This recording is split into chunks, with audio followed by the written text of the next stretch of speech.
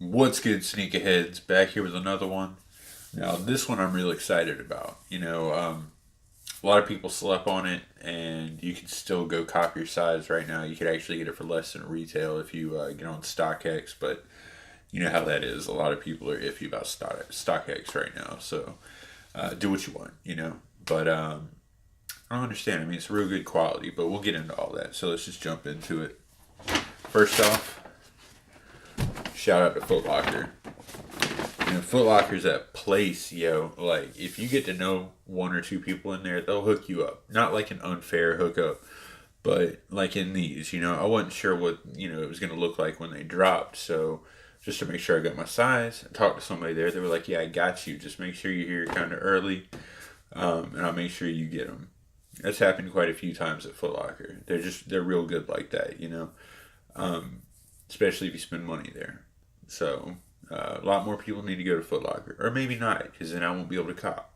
Who knows? But shout out to Foot Locker, like always looking out. These are size 12 in the Air Jordan 4 Laser SE black gum, black bubble gum. You know what I mean? It's that black gum. So that's the main reason why I had to cop these, because when you put a gum bottom on a Jordan, it just does something to it. You know what I mean? It just does something to it. I mean, look at that. Look at that shoe. You cannot tell me that is not a nice looking shoe. See, this shoe is part of the 30th anniversary pack, which, it's not really a pack, but technically it is because there's going to be a lot more coming out this year to celebrate the whole 30th anniversary. But that's also really weird. I'm going to get into that later on. Now, this sneaker features a all black leather upper that's Faux lasered. It's got 3M laser details in it. It's not a true actual laser. It's got white and red accents. The red is that flight symbol right there, and that red Jumpman on the bottom. The white is that Jumpman right there, that Jumpman right there, and that midsole. And it all comes together on top of that gum bottom. Look at that gum bottom. I really don't understand why they chose to call that gum. Because, it's not like bubble gum or anything. It doesn't really look like chewing gum. I guess if you want to get into it, gum resin, maybe, something like that. More than likely, that's probably the case. Now, this is the first sneaker to release out of the 30th anniversary line. And in 2019, to celebrate the 30th anniversary, there's going to be new and original colorways that drop. And this is part of the new colorway. It's close to an original colorway, but not so much. It's just, the black with the little bits here and there. The gum bottom, definitely not. But, yeah, it does resemble an older colorway, but it's definitely not. Now, the leather quality on this, really good. It's nice and soft, they would have had to do that to do this type of detailing on it. When I first saw the picture of this go up on Instagram, I knew immediately that it wasn't lasered, just because of the way it looks. It more looks like the details were painted on there. It says 3M laser detailing, so I'm not sure if it's reflective. Here's a picture to see. If it is, I'm sure it looks awesome, because there's a lot of really cool looking little details in here, like right here on that toe. That smiley face. That's pretty cool. There's a lot of really cool details in here, like from the history of Jordan, like XI, 78. Like, there's all types of cool details in here. Now, I recommend not sleeping on this shoe. This shoe looks amazing, and I'm sure that this shoe is going to last a while just because of the quality of it. And I really didn't expect it to be such good quality, and I'm sure that there's a few out there that aren't. I mean, when they gave me the first pair of size 12, I look at every Jordan I get before I purchase it just to make sure that there's no, issues with it. And right here on the inside, there was like a sticky patch of something. I'm not entirely sure what it was. It didn't really feel like glue. I don't know. It almost felt like somebody put a sticker on it and like it left all the adhesive behind. It was crazy. So glad I switched out for another pair that didn't have any issues. Now on to the history of laser. Now the last sneaker to release that had laser on it was the Jordan 4 white laser that released back in 2015. That actually looked like it had real laser detailing on it. It had a white leather upper. It set on a translucent outsole. Looked amazing.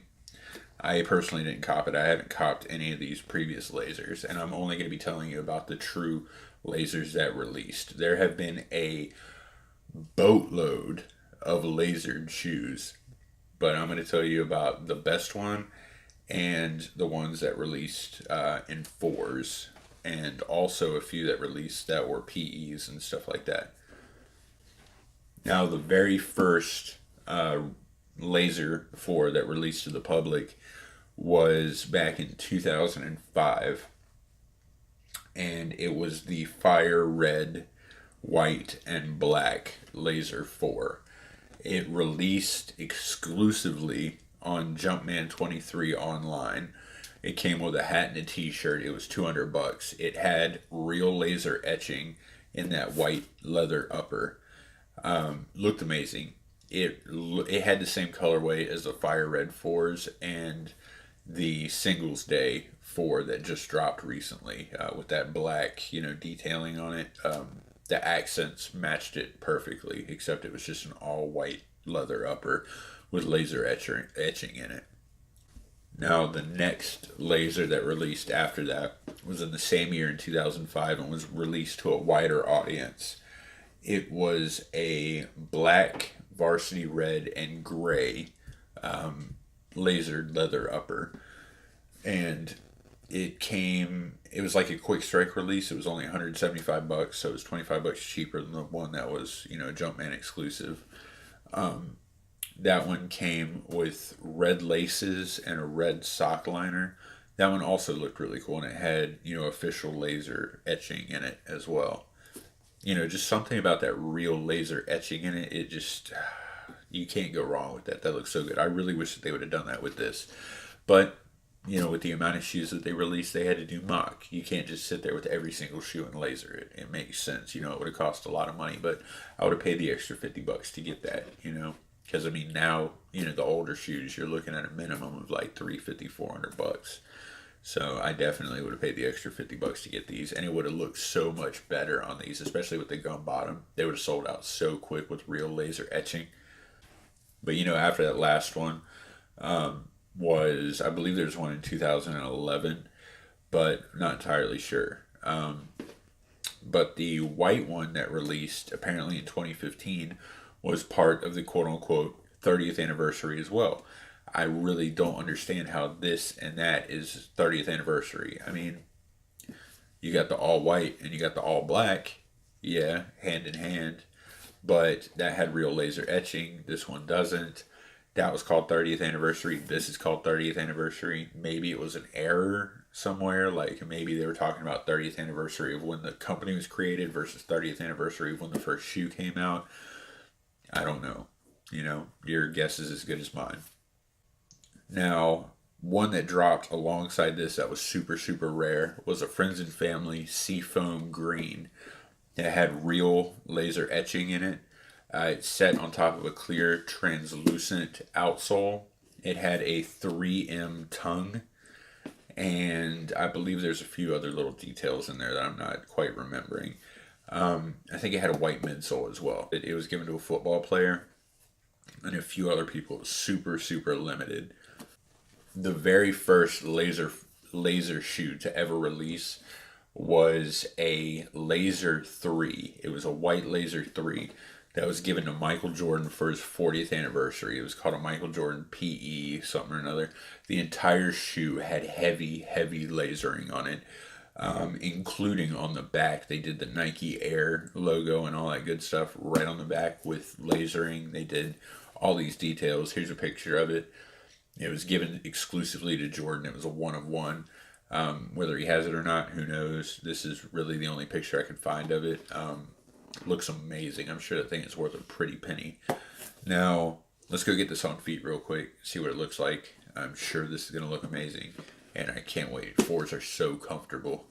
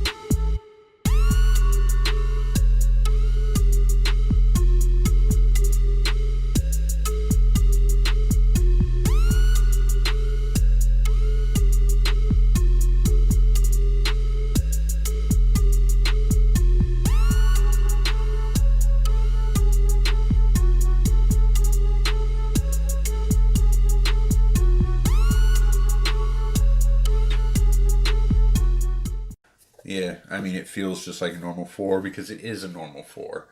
If you've worn a four, you know, and this looks great. I mean, that black neutral look with that gum bottom, like you cannot go wrong. You can wear this thing with anything. So comfortable. And the cool thing with these is, and what Tinker Hatfield, who was the designer of it, said originally was that you could lace it up like 19 different ways or something just because of these little holes right here. So, and bang, you know, that gum bottom. So, there are at least 4 other sample laser 4s that came out, I believe, in 2005 when they were testing the colorways and stuff like that. There were 4 separate colorways. They were all samples, very, very limited. I'm sure a few people got them out there. As I'm saying this, I think there was an orange one in there. There was a blue one. There was a few of them in there. All look great. And then there were 2 other laser 4s that came out in 2008 for Carmelo Anthony. They were for the Olympics. Not entirely sure what colorways those were, but they were made specifically for him. It was a player edition. Now, the Jordan 4 was designed in 1989 by Tinker Hatfield. It was the second Jordan to ever have visible air. Right here. And the first one was the Jordan 3.